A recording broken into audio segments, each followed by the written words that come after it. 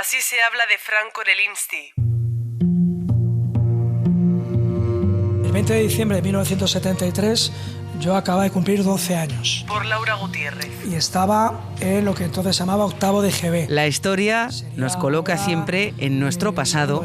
Estábamos en clase y entró el director a media mañana y nos dijo que nos marchábamos ya de vacaciones de Navidad. Y nos lleva a situarnos en el punto en el que fuimos parte de ella. Cuando llegué a mi casa me enteré por qué nos daban las vacaciones. Nos daban las vacaciones, sí, por lo que acababa de suceder. Y lo que acababa de suceder era el atentado contra Luis Carrero Blanco. O sea, fijaros como un hecho, lo que siempre vemos en clase, ¿no? Como un hecho histórico, dependiendo de la edad que tenga una persona cuando lo vive, lo recuerda siempre asociado a sus circunstancias personales.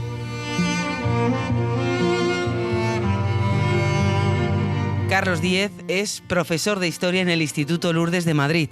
Es un apasionado de la memoria y de la enseñanza. A partir de ese momento, del atentado, ¿cómo pudo reaccionar ese régimen frente a la oposición antifranquista desde el día siguiente del atentado? Un régimen que ve que su presidente de gobierno ha muerto víctima de un atentado, endurece la represión. En sus clases ha sabido transmitir la curiosidad por aprender la historia a sus alumnos. Ahí se encuentra información sobre el atentado, algo que alguien quiera comentar. Y como que había una que decía que la implicación de la CIA pues fue, o sea, como que ocultaron que sabían lo de ETA porque Estados Unidos veía a Carrero Blanco como un obstáculo para la apertura al régimen y así poder instaurar una democracia. Entonces, pues como que la CIA sí que se pudo dar cuenta, pero lo ocultaron. Son chavales de cuarto de la ESO que están estudiando la dictadura franquista y la transición. Su propia curiosidad les ha llevado a investigar sobre aquello que más les fascina. ¿Empiezo ya? Bueno, pues yo soy Pablo y os voy a hablar del fútbol en el franquismo. Cómo era el fútbol en esos tiempos, porque era muy diferente al que el fútbol que tenemos ahora. Y para empezar, el fútbol era una especie de propaganda para que se diera a ver todo lo que tenga que ver con el régimen franquista, porque el fútbol es un deporte que lo ve mucha gente. Como el fútbol, que para Pablo, que acaba de fichar por el Real Madrid, es su forma de bucear en el pasado. Se consideraba al Madrid como el equipo del régimen y el Athletic más el equipo de pueblo. Hay gente que dice que el Madrid es el equipo más de la gente con más dinero de Madrid, al Athletic más humilde. Y hay gente incluso que lo separa entre derecha e izquierda, pero no me voy a meter en ese debate. Pero Carlos está al quite en cada momento para hacerles comprender esa historia. Como madridista, que sabéis que soy, es curioso porque el Madrid, sin embargo, en el primer periodo de la dictadura, en los años 40, era todo lo contrario. El Madrid se había identificado mucho con la República. De hecho, se quitó el nombre de Real y se puso la franja morada por esa razón. En los años 40, el Madrid no era el equipo del franquismo. Más bien fue al contrario. Cuando Franco ve que el Madrid empieza a ganar la Copa de Europa y empieza a tener proyección internacional, a partir de ahí sí es cierto que el régimen de Franco va, digamos, a apoyar al Real Madrid. Eso es cierto.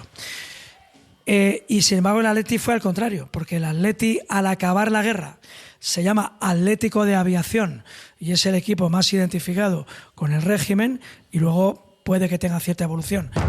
Hoy es un día de júbilo para nuestro país. Se inicia el Campeonato del Mundo de 1978, que será nuestra imagen ante el exterior. El uso del fútbol especialmente, el deporte, pero especialmente del fútbol, con finalidades propagandísticas, es un dato común a todas las dictaduras, no solamente el franquismo. Hay un caso especialmente duro que quizá alguien o quizá no sepa. Un ejemplo clarísimo de utilización del fútbol como elemento para silenciar los crímenes de una dictadura. Los militares habían tomado una pasión argentina, como es el fútbol, para decir que no había desaparecidos, que no había torturas, que aquí no se había matado a nadie. La final del 78, el Mundial que ganó Argentina, y con los años se ha demostrado cómo la dictadura intervino para que Argentina ganara ese Mundial. Y cómo al mismo tiempo que Argentina estaba ganando ese mundial en el estadio de River Plate, a 500 metros estaban torturando a opositores a esa dictadura, a la dictadura del general Videla. Quiero decir que el franquismo hizo con el fútbol lo mismo que hicieron muchas dictaduras.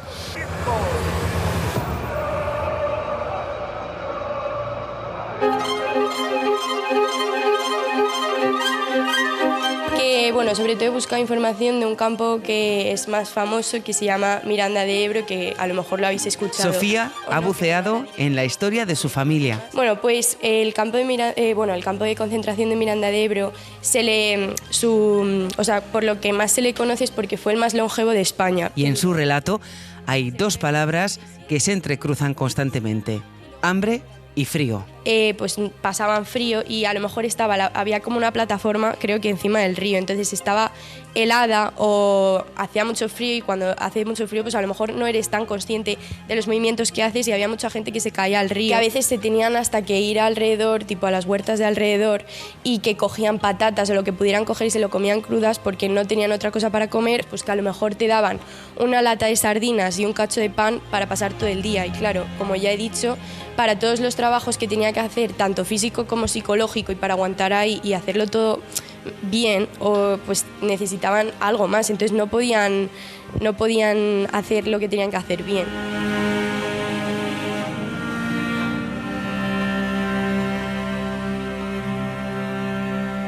No penséis que era solamente un lugar, digamos, pensado para que la gente sufriera, no, era mano de obra esclava, ¿verdad, Sofía?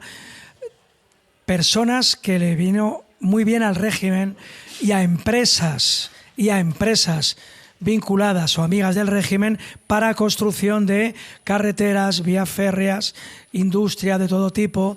Es decir, que los tenéis que ver como mano de obra forzada, ¿no? Carlos, de nuevo, pone el foco un poco más allá. El franquismo en realidad lo que hizo fue reproducir el modelo de trabajo forzado que se había desarrollado en los campos de exterminio nazis, ¿no? Bueno, yo tengo para la investigación personal la sucesión del régimen franquista a Juan Carlos I. Franco propone a Juan Carlos como sucesor del título. Alicia habla de la llegada al trono del emérito y expone ante la clase el juramento de Juan Carlos I. Y bueno, quiero leeros el juramento porque me ha parecido súper curioso. Así juró lealtad en su excelencia al jefe del Estado y fidelidad a los principios del movimiento nacional y demás leyes fundamentales del reino. Y el presidente de las Cortes luego contesta: si así lo hicieres, que Dios lo premie, y si no, que os lo demande. Franco no restaura la monarquía. Franco instaura una nueva monarquía para darle continuidad a las leyes que él había promulgado, las leyes del movimiento, todo lo que hemos estudiado en clases anteriores. Esto se resume en una frase de Franco que escribió en su testamento, donde decía: queda todo atado y bien atado. Atado y bien atado quiere decir que Franco estaba convencido de que Juan Carlos iba a darle continuidad al franquismo. Pero claro, le falló una pieza, Carrero Blanco. Así se enseña la historia en 2025 a chavales de 15 y 16 años.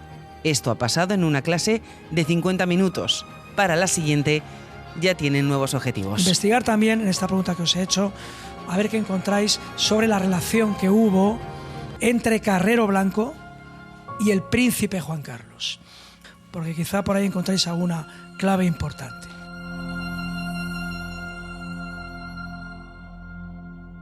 Crónica 7.